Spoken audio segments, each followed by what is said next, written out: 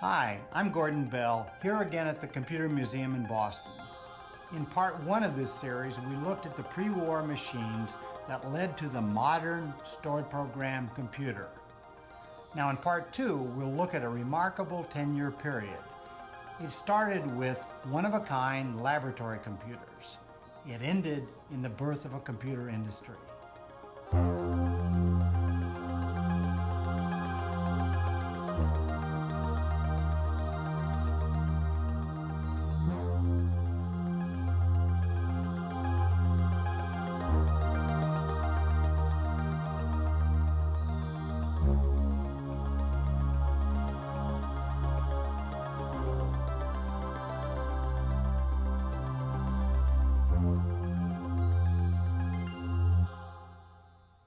Presper Eckert and John Mockley met at the Moore School of Electrical Engineering in Philadelphia, and there collaborated on the design and construction of a large-scale digital computing machine. That machine was the Electronic Numerical Integrator and Computer, ENIAC, and it changed the history of the world as far as computing is concerned. The story begins with Presper Eckert recalling those days. Anything you can do in software, you can also do in hardware, or you can do in some intermediate ground called firmware, or by micro steps, or by whatever. It's a problem of the designer to find out what blend of those things gives the best overall mix. We had a terrible problem of the same type here, which is what caused me to think of the internal programming idea. I thought of this idea and proposed it long before Von Neumann saw the stuff, by the way. The reason I thought of this is that I said, well, if we ever build another one of these machines, and we don't just have the ballistics problems and the internal ballistics problem and a few specialized problems that we knew about to do, how do we decide how many plugs to put over here for programming, how many counters or flip-flops or something to put in the memory, how many switches to put over here with resistors, because that's going to be different for each class of problems. There are some narrow classes where it's pretty much the same, and those are the ones we were catering to in this machine. But how do I do it when the problems are wildly different? Well, I said, I've got to find a way of generalizing this. I said, everything in science that ever amounted to anything was because somebody figured out a way of taking some specific problem and generalizing it. So that what I said was that we need a memory device that's cheap enough that we can use the memory device for everything, at least at one speed level. We may need punch cards or tapes or something at some other speed level, but at least at the main speed level of the machine, we need a memory device which can hold instructions, which can hold constants, which can hold variables, which can hold information on what has to happen next, and so on. I wrote a memo saying how we could put these information all on these all these spinning disks with magnetic edges. Then I decided spinning disks with magnetic edges are really too slow to match the speed of electronics. And I had invented for a radar purpose, for some other purpose, a mercury tank device, which I, for timing purposes and for some other purposes in radar, an acoustic device in which you can store information for a limited period of time, but it dies out after a millisecond or whatever the length of the tank determines. And I thought of repeating that. The reason the size of the machine grew is originally it was just supposed to be a numerical integrator to solve just ballistic trajectory, nothing else. And Colonel Gillen, who was the contracting officer in the Pentagon, in his wisdom when he named this thing, called it an electronic numerical integrator and computer. And he said he put the word and computer in there because he knew we would want to make extensions to this, and he didn't want the General Accounting Office to say, why did you allow extensions on this thing? So if you put it in the name that it's going to include more than the base thing to start with, you avoid that problem politically, if you understand. And so in his wisdom, he did that, and it turned out that it happened this way. The ballistics laboratory said, we're not only interested in what happens to a shell after it's come out of the big rifle or gun, but we want to know how it's doing as it's traveling down the barrel, which is called the internal ballistics problem. And we have some Monte Carlo problems involved in our work, and we have some other problems that we want to look at. So some of those we were able to do, and some of those we couldn't do. But we tried to amend the machine in such a way as to take on these additional requests for ability as time went on. This panel looks pretty much as I remembered, except these lights that were added since I last saw it. I don't know what they're for. But just normally to start the machine, one pressed this button here, and that turned on the heaters of the machine. And it also turned on the DC voltages. Now, we could also turn the DC voltages off and have only the heaters on, which we frequently did during testing, because turning the heaters off and on due to thermal expansion in the tubes frequently blew a tube. In fact, if you turned the machine off and on once, you could almost count on it having one blown tube, where otherwise the machine would go for 1 or 2 days at a time without a blown tube. This button over here is the initiating switch. This is the button that gave you the first pulse that started the program into operation. Now, normally we didn't do it by pressing this button. There was a button on a cord, a portable button, that could be plugged into one of the trays that carried wires around the machine. And you could actually work this initiation from anywhere around the machine. And that's because lots of times you're over testing a particular panel. You didn't want to have to run halfway across the room, which was 50 feet long, and press this. So you'd just plug this thing in where you were and press it there to start the machine again. We designed this circuit first before anything else. We tried 6 different circuits out and finally modified one of them and picked this one as the best one we could find. It had far more ability to count accurately and withstand changes in voltage and part values than any other circuit we could find. We nevertheless found it was critical of the shape of pulses that were fed into it, and so we designed a special circuit called the pulse shaper, which was found in these next 3 tubes here. Now, going to the other end, there are 6 tubes down here which comprise a transmitting device for plus numbers and a transmitting device for negative numbers, which are controlled by this counter. There are a number of tubes, as you see, intervening here. We have, I think there are 28 tubes, and we've only accounted for 13 and 6, or 19 of them. The rest of these tubes in here are primarily concerned with carryover mechanism. In other words, with remembering when 2 numbers add up to more than 9, and we have to carry it over and put it into the next channel, and to do this in such a way that the process isn't slowed down. The ENIAC project concluded with the design and eventual construction of EDVAC. The draft EDVAC report by John von Neumann is the seminal description of the first stored program computer. In 1946, Penn held a summer school about EDVAC. It was attended by many who would build computers. This story is about 3 of the branches forming the stored program computers that came from the ENIAC project. The first branch is Cambridge University's EDSAC. Morris Wilks created the world's first operational computer. It helped stimulate the formation of a British computing industry. The second branch is the Institute for Advanced Studies Architecture Computers. A dozen or so machines were made at various laboratories using their basic design. Others, including IBM, built variants. The final branch is the Eckert-Mauchly Computer Corporation that ended up as the Remington Rand UNIVAC division of Sperry Rand. It produced UNIVAC 1, the first successful U.S. commercial computer. To be sure, ENIAC influenced other efforts, but this is about the direct descendants. Arthur Burks, who worked on ENIAC, narrates a film compiled from clippings left over from a newscast. Press Eckert is on the left and John Mauchly on the right. Kay McNulty has just brought them a paper. I'm on the left and Herman Goldstein is on the right, in front of the 3 racks of the high-speed multiplier. From the top down, you see wiring, the digit trunk, the control panels, and the program trunk. The diagonal lines are the outputs of the shifter circuits. For each successive digit of the multiplier, the partial products were shifted one more position to the left.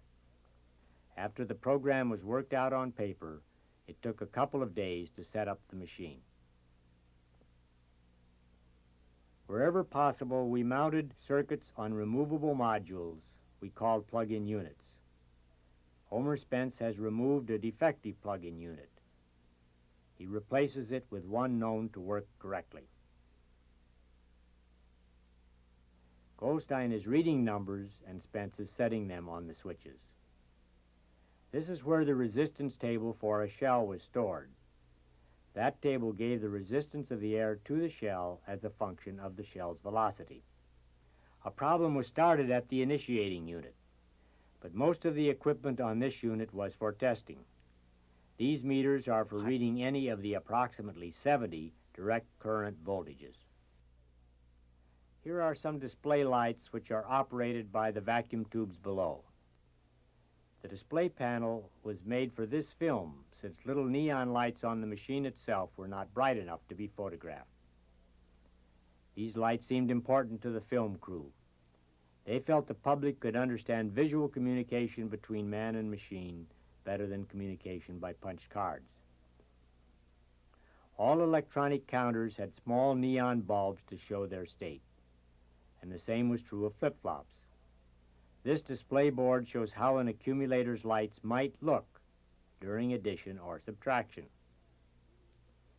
When the ENIAC computed a trajectory, one could see the abscissa value gradually increase as the shell traveled out, and the ordinate value go up and then come back down as the shell rose and then fell.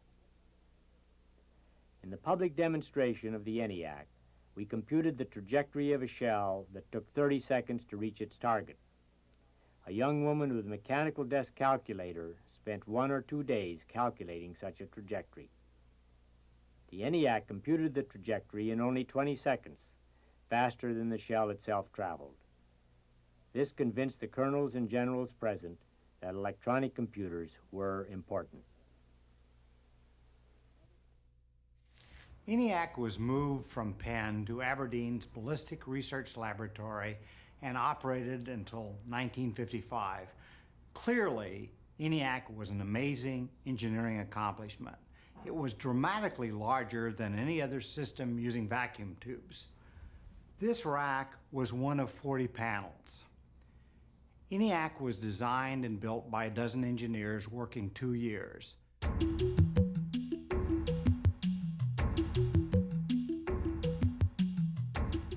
This figure gives the memory size plotted against operation rate for these machines.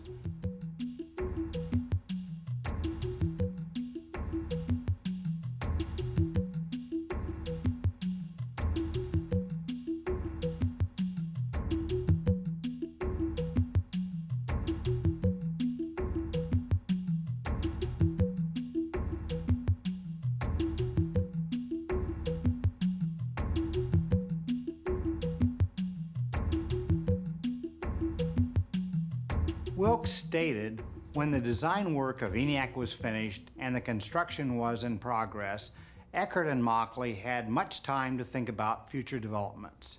It did not take them long to realize that the potential existed for building much more powerful electronic computers that would also be much smaller in scale. Their thinking was advanced when John von Neumann, acting as a consultant to BRL, began to pay visits to the group. So now we begin the story of where the stored program computer we know and love got invented.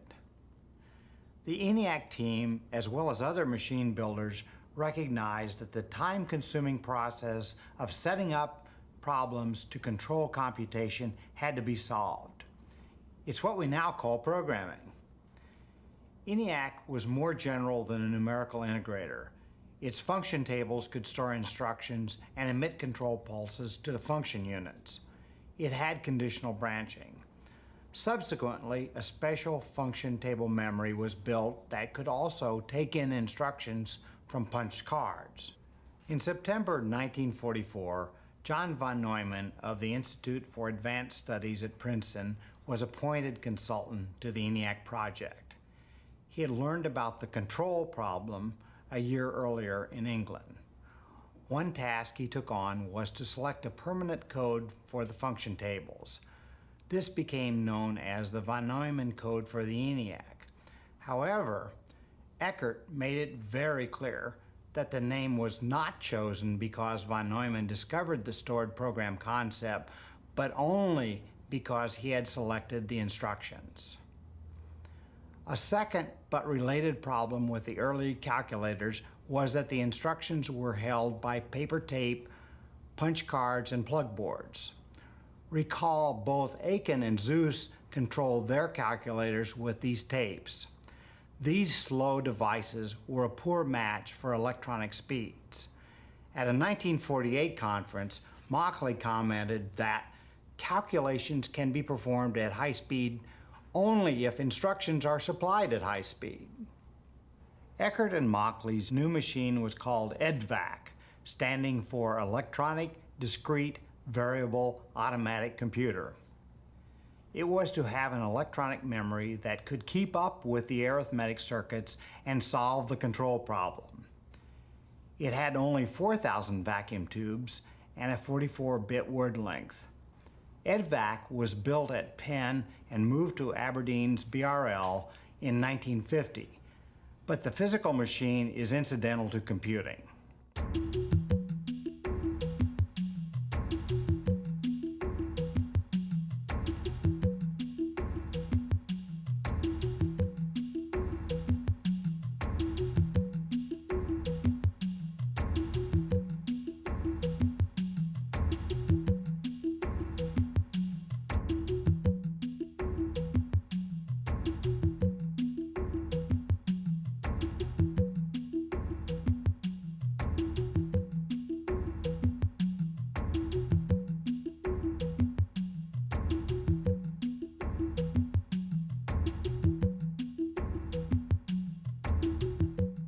John von Neumann published the first draft of a report on the EDVAC on June 30th, 1945. This report outlined the computer architecture that remained pretty constant for the next 50 years.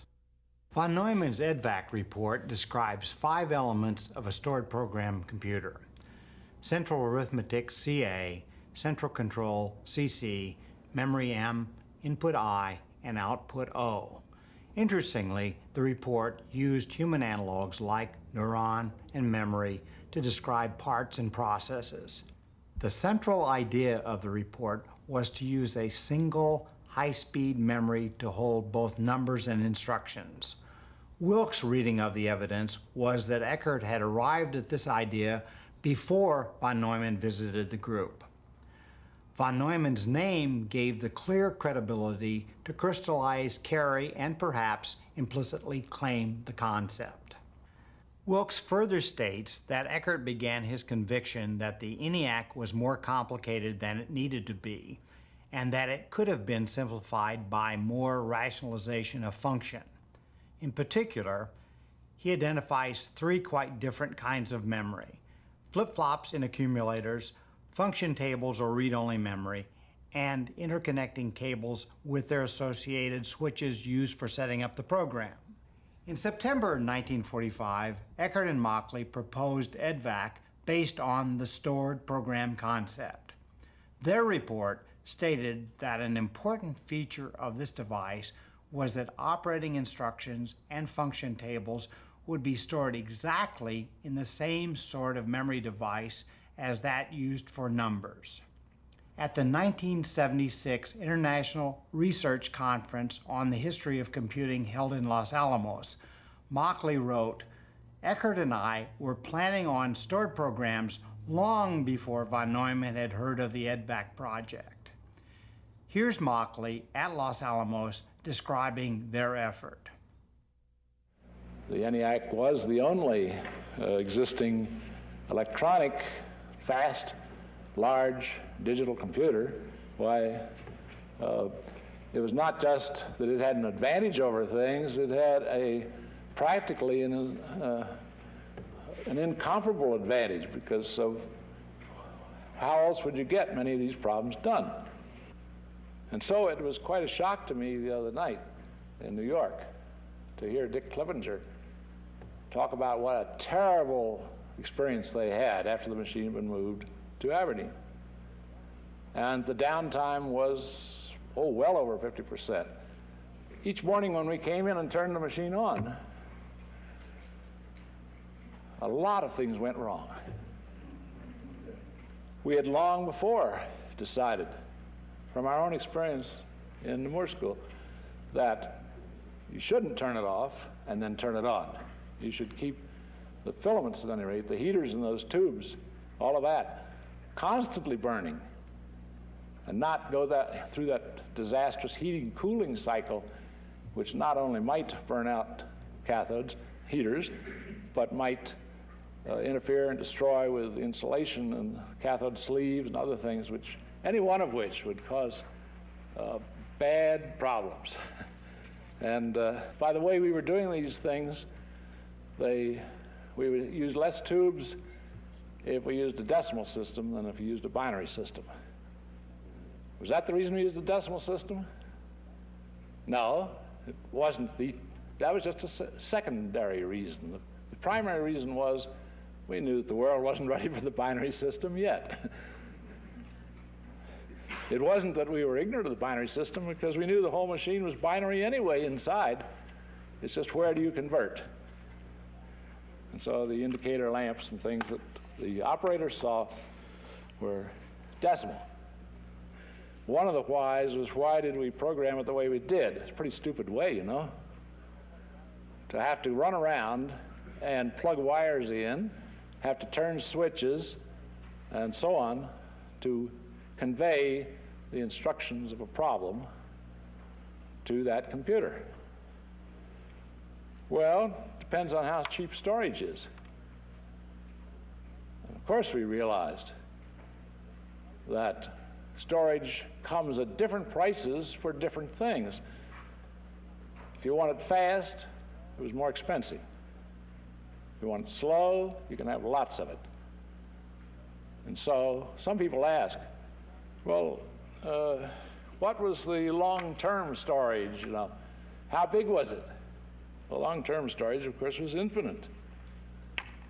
If you punch out cards, why, nobody cared except somebody who was paying for the warehouse. But back to the ENIAC, I want to say a little more about that programming. I say that stored program would be nice. We thought so all along. Stored program wasn't in our vocabulary. Nobody had heard the word. But for that matter, nobody had heard the word of a Neumann machine then either. And nobody had heard the word EDVAC up to a certain time. So for simplicity, we did it with these plug boards and switches and things. That simplicity, of course, bought us time. We were really trying to finish that machine before the war was over, because we didn't know when the war would really be resolved. And here we were in '43, trying our best to get that machine going and useful. That old monster, ENIAC, had a stored program, if you wish to call it that. If you can reorient your thinking and your translation of language, what we call a master programmer was essential to putting any program that was putting on any problem that was worth putting on an electronic computer. Much attention could be paid to Penn's efforts once the project was declassified. Researchers from around the world came to visit. In the summer of 1946, the Moore School offered a series of summer lectures to gather everyone interested in computing. Wilkes and Sir Frederick Williams came from England. Howard Aiken came from Harvard to speak. But the focus was plans for the EDVAC. Williams and Tom Kilburn had the first operational stored program computer at the University of Manchester. With only 32 words of 31 bits, it was only built to test the electrostatic Williams tube memory for their Mark I. However, it ran a 17-word program for 52 minutes on June 21, 1948. In February 1951, their Mark I, designed along the lines of the IAS parallel architecture, was introduced as a product by the Ferranti Corporation. But that's another story.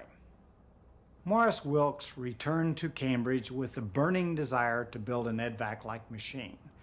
The project got started in October 1946. EDSAC became the first full-scale stored program computer to operate. It first ran on May 6, 1949. EDVAC instructions had 4 addresses stored in a 44-bit word. Thus, an instruction could point to the optimum memory locations. EDSAC instructions had 1 address and were stored in a 17-bit word.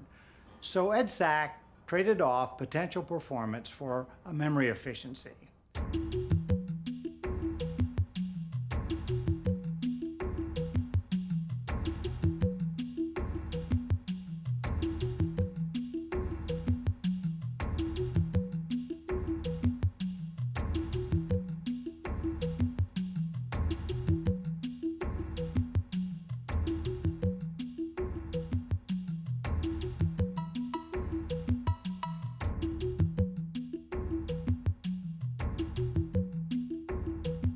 Wilks' EDSAC movie, shown at the 1951 Joint Computer Conference in Philadelphia, provides us with a great view of what computing was like at that time. The mathematician explains his problem to a committee of experts. The first thing to do is to make a list of the library subroutines that will be needed.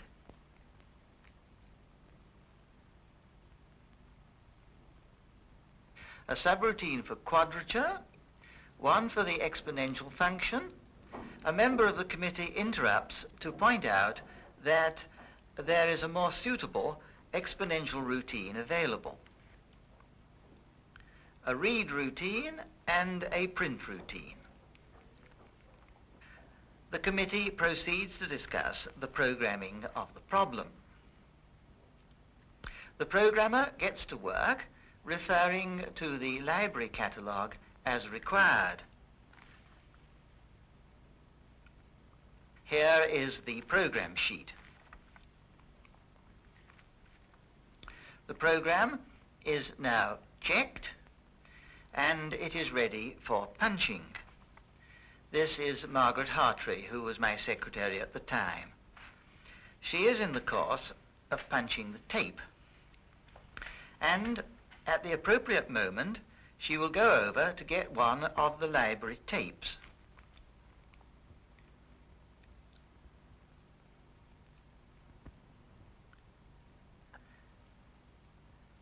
This she copies mechanically onto the tape that she is preparing. The recommended practice, not always followed, was for a program tape to be punched twice and the resulting tapes to be compared mechanically. She finishes off the tape and takes it over to a comparator to compare it with the other tape. As long as the 2 tapes are identical, the comparator runs, but if there were a discrepancy, it would stop.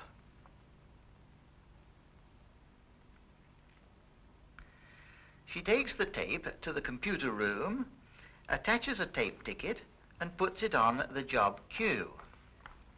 Meanwhile, the EDSAC is running on some other problem, and the operator is waiting for the results to come out. Output was not quite as voluminous in those days as it is now. She puts it in the rack, takes our program tape, and puts it in the photoelectric tape reader. The instructions are being read and going into the store. The next tank.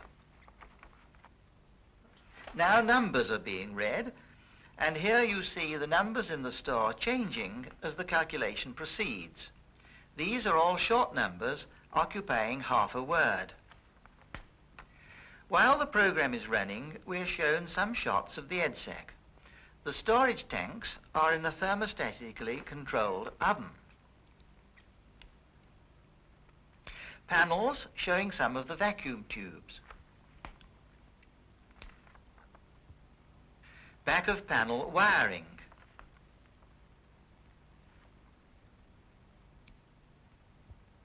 A shot from above. The results are now coming out.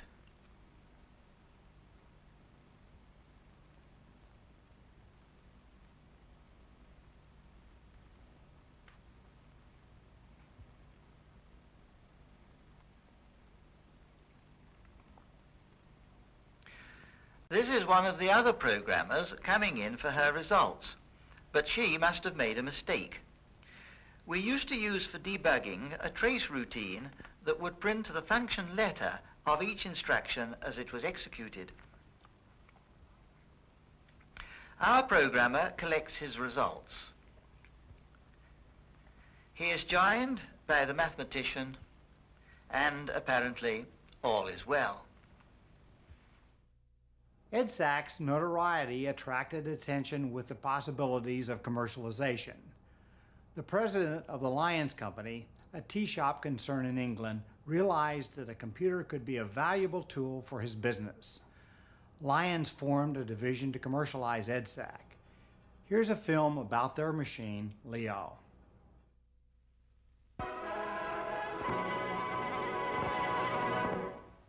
Despite the large numbers of clerks employed today, sufficient clerks are still hard to find. With full employment, the security of clerical work does not offer the old attraction. But trade is becoming more competitive, so clerks are in even greater demand to provide statistics from a mass of data so that management can grasp the changing factors and act accordingly. To fulfill this modern need came Leo, the first automatic office in the world. Electronic computers are not new, but Leo was the first designed for office work. Since 1953, it has been employed regularly on accounting, stock and cost control, statistics, and, of course, payroll. Leo is fast and flexible. It can test the feasibility of the information that is fed into it and check the accuracy of its own results following orthodox accounting principles. Leo can be installed anywhere. It does not require air conditioning, having its own ventilation system. It is supplied complete with equipment for stabilizing the mains voltage. Leo Mark II has 4 channels for input of information and 4 more for output. This particular installation is using 3 input channels, 2 coupled to punch card readers and 1 to a punched tape reader. Its output can be routed to card punches for machine reading or any of the normal printing devices. Any other suitable form of input or output can be coupled. Leo is set in operation from a console. It is here that its performance can be monitored. J. Lyons, besides payroll, require their Leo to do several other routine clerical jobs. A job done every afternoon concerns deliveries to their 150 tea shops in London. There are hundreds of items of food. Bakery goods of all kinds, kitchen goods in a wide variety, for the breakfast, lunch, tea and supper trade, and for take-home sales. All these, in a varying quantity each day, are delivered to a precise timetable to the tea shops. Understocking leads to lost sales, but with food, overstocking soon becomes intolerably wasteful. Each manageress has a standing order depending on the day of the week. After lunch each day, she considers her stock, weighs up local conditions, and decides what variations, up or down, she will make to her order. She speaks by telephone to head office, where her variations are taken down directly onto cards. There is no written record. What the girl hears, she punches. At the same time, a short paper tape puts in last-minute management decisions, such as occur with changes in the weather. Thus is flexibility provided. Again, the program is fed first, laying down the sequence for the multiplicity of calculations Leo will perform. Next, the standing orders and the telephoned revisions, T-shop by T-shop, are fed in, with the overriding variations on the paper tape.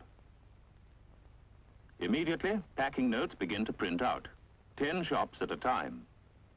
At the same time, charges to T-shops and sales statistics are being recorded. After further electronic processing, these cards provide the statistics for the use of the management. By means of discriminants built into the program, Leo will examine all statistics, but only print the ones that require action. Managers are, in this way, given precise, up-to-the-minute information, enabling decisions to be more closely related to trading conditions.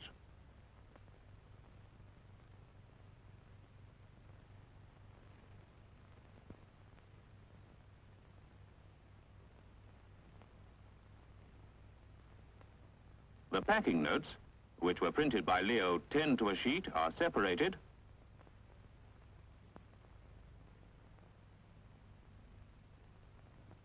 guillotined, clipped to a packer's board, and sent to the dispatch. Subtotals of the different items have been worked out for bulk movement to the several loading bays. Although the last revision is not telephoned until 3:30, by 4:30, Leo has printed for 150 T-shops and 40,000 items exactly what is wanted at each T-shop, in the right order for the different loading bays. They are also in the right order for the carman's calls, so that the goods at the front of the lorry can be delivered last, and the first call is just inside the doors. These are only a few examples of the wide range of work undertaken by Leo. Building each automatic office is the result of skilled investigation and design. Each application, similarly, calls for the experience and know-how of using automatic offices. Leo Computers Limited undertake all this in conjunction with the user's staff. Leo is a machine that does routine clerical work more quickly and more accurately than clerks. The clerks are freed for more rewarding and productive work as the use of Leo expands. Let's now go to the Institute for Advanced Studies at Princeton and the IAS parallel machines. The design was described in a series of papers by Arthur Burks, Lieutenant Herman Goldstein, and John von Neumann. A paper called The Preliminary Discussion of the Logical Design of an Electronic Computing Instrument was published June 28, 1946, exactly 1 year after the draft EDVAC report. Brian Randall points out that although the IAS computer was not finished until 1952, the series of reports that were issued by the project were widely circulated and served many people as textbooks on logical design and programming.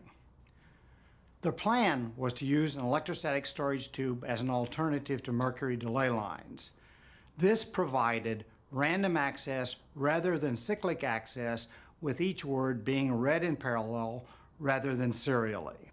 As a result of the papers, many parallel binary machines, or von Neumann machines as they came to be known, were started up. One such project resulted in the IBM 701, forerunner of a whole series of machines which within a few years became the dominant large-scale scientific computers. The IAS design specified a 40-bit word that held 2 instructions. The memory was held in a bank of 40 cathode ray tubes. 12 bits were used to address memory, and 6 bits specified the operation code. Their design uses a function table register, FR, to address instructions, retaining the ENIAC nomenclature.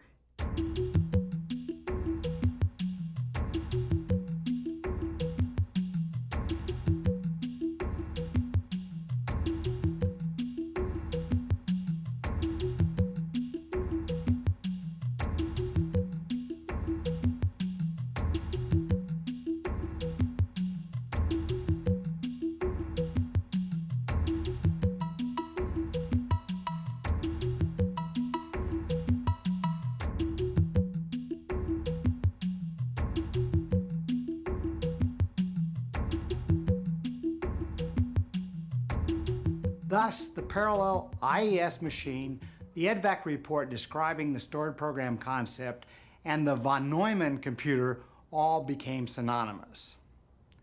Parallelism gave the IES more than a factor of 40 in performance over the EDVAC. Altogether, the IES had about a dozen direct descendants.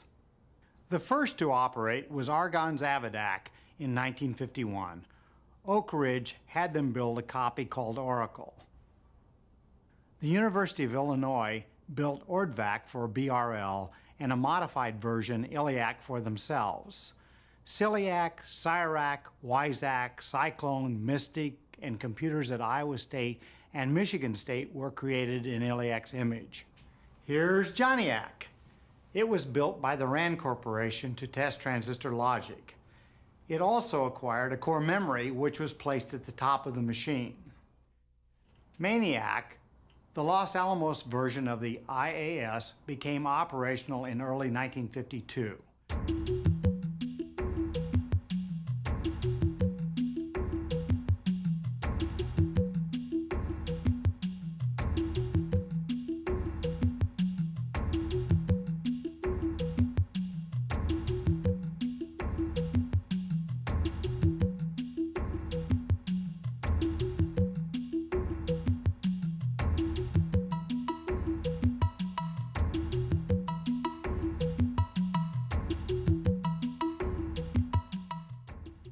Our next film is an excellent description of the IAS computers.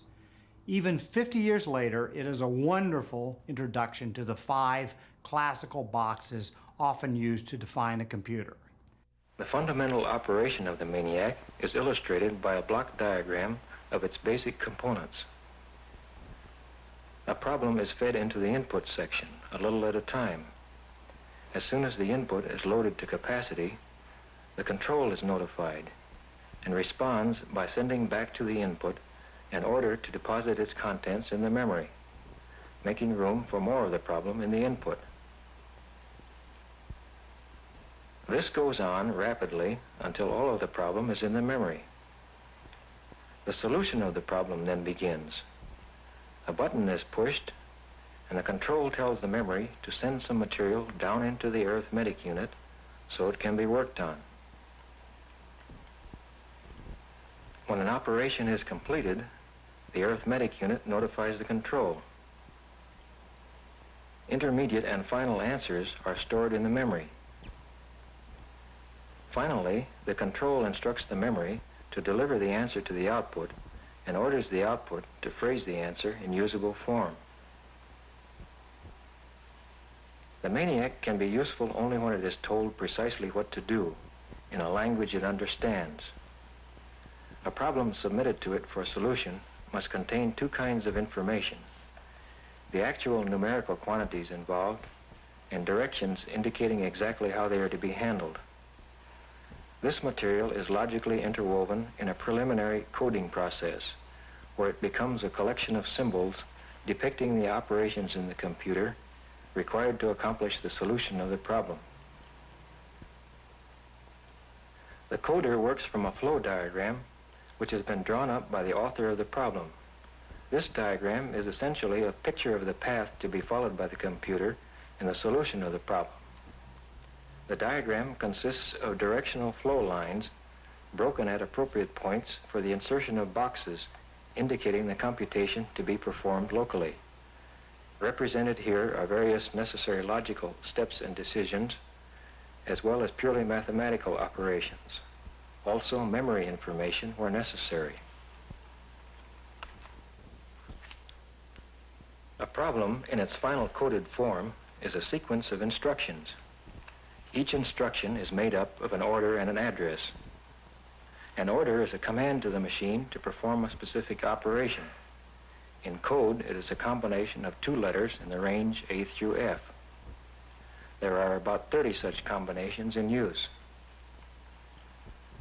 Problems of commonly used types are accumulated in a tape library. The use of the basic portions of these problems in the taping of similar problems results in a considerable saving of time.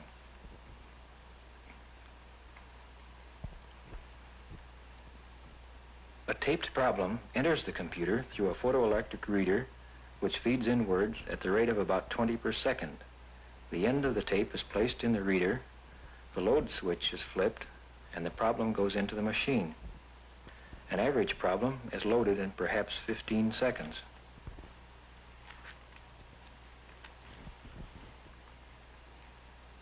In the reader, the problem becomes the series of electrical signals with which the computer does its work.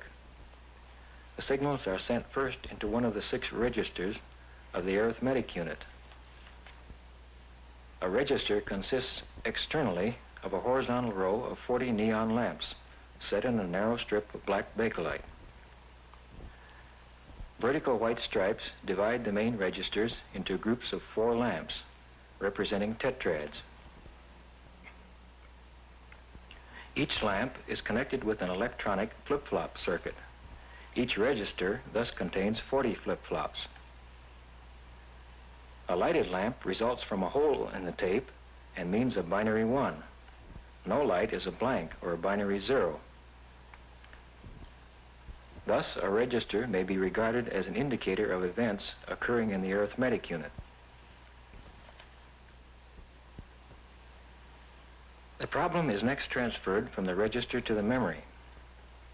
The MANIAC's principal memory is of the electrostatic type, utilizing 40 standard 2-inch cathode ray tubes, mounted in individual metal cases above the arithmetic unit, 20 at the front and 20 at the rear. A tape can be designed to write almost anything in the memory. The register and memory are connected in a so-called parallel fashion. One flip-flop of the register communicates through an electronic gate with one and only one storage tube in the memory. For convenience, all material of a particular type used in the computer is stored in its own arbitrary block of addresses in the memory.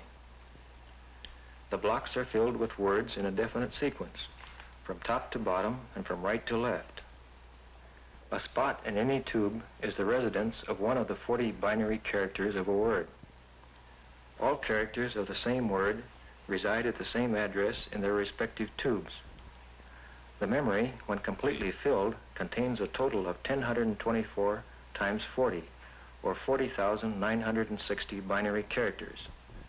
The array is about 1.5 inches square. These spots on the tube faces are being regenerated continuously. If they were not, they would fade away in a short time, and important information would be lost. An auxiliary storage device, a rotating magnetic drum with 200 heads, increases the memory capacity of the machine by a factor of 10. Words are handled in blocks of 50. The relatively slow operation of this system makes it useful only as a supplementary memory. To prevent excessive loss of time and information in case of power or component failure, blocks of material are brought out from the memory and put on magnetic tape to be referred to if necessary. This feature is especially useful in the case of unusually long problems requiring several hours of computation. A problem may reside in the memory indefinitely, but it can't be solved there. The instructions of which it is composed must be withdrawn in proper sequence, interpreted, and carried out. The solution of a problem starts when a button on the operating desk is pushed. Instructions are transferred from the memory to the top or control register of the arithmetic unit. Orders and addresses are separated in a set of function circuits, and orders are sent to a diode matrix for interpretation, while addresses go to the memory control circuits for consultation of the specified spots in the array. The matrix is a sorting device. Each of the 30-odd orders which might enter it is recognized and sent to an electronic programmer which arranges for the execution of the order. The active elements of the matrix are crystal diodes which are mounted in sets of 6 on octal plugs. The memory circuits act to question the address involved in the instruction to determine what information it contains. This information is sent to join the order information in the programmer. The required operation is then performed, and thus an instruction is carried out. In March of 1946, Presper Eckert and John Mockley left the Moore School. They formed Eckert-Mockley Computer Company in December 1948. Their first product, BINAC, was shipped to Northrop for onboard missile control in August 1949. BINAC was really a circuit prototype for the ambitious UNIVAC 1 that was accepted by the U.S. Census Bureau in March 1951. UNIVAC 1 used a delay line memory to store 1,000 12-digit words. Each word held 2 6-digit single address instructions. It was decimal, like ENIAC, and was designed for data processing.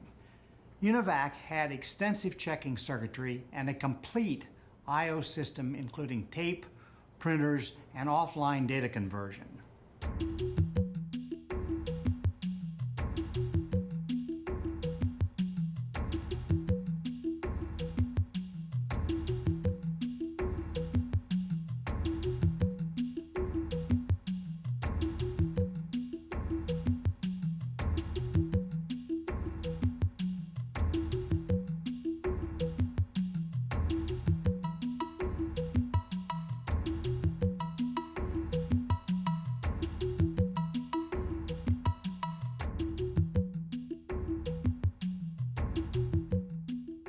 In order to deliver their million-dollar machines, Eckert and Mockley had to get funding to survive. Remington Rand purchased them. With capitalization, about 20 UNIVACs were delivered by 1954. In 1952, Remington Rand also purchased the Engineering Research Associates making scientific drum computers. These evolved to the 1103 that competed with IBM 701. Both used a 36-bit word and parallel architecture like the IAS design. This November 1952 newscast shows the UNIVAC in action predicting the election. UNIVAC called for a landslide for General Eisenhower after looking at just a few returns, but its keepers wouldn't let it speak out and waited for the returns to be tabulated manually. The story I've told here covers a decade from 1943 to 1953. At first, no computers existed. 10 years later, many laboratory-built computers were in operation. Several computer companies, including IBM and UNIVAC, were designing and shipping scientific and business computers. This was the beginning of the computer industry. From the Computer Museum in Boston, I'm Gordon Bell.